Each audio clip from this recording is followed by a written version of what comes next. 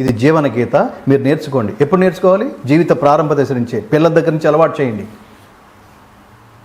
నేను ఇన్ జనరల్గా చెప్తున్నాను, ఇవాళ పిల్లలు మిత్రమా, ఇవాళ పిల్లలు దే ఆర్ సో స్ట్రాంగ్. మన జనరేషన్ కంటే వాళ్ళ ఇంటలెక్చువల్, వాళ్ళ ఐక్యూ లెవెల్స్ మనం ఊహించలేము, వాళ్ళతో మనం మాట్లాడలేము.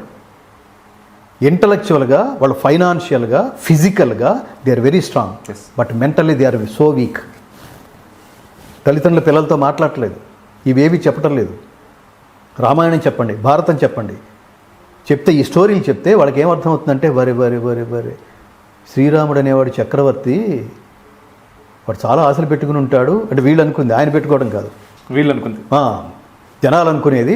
పాప పిల్లలను వాడు చక్రవర్తి సింహాసనంలో కూర్చొని తెల్లారితే పట్టాభిషేకం, రాత్రి వాళ్ళ నాన్న గెటౌట్ అన్నాడు, వాళ్ళ కైకేయి గెటౌట్ అంది, ఆయన వెళ్ళిపోతూ కూడా నీకేం అనిపించట్లేదా అని అంటే, ఆ మొహంలో ఎక్స్ప్రెషన్ కూడా లేదట శ్రీరాముడికి. రామాయణం చెప్తుంది,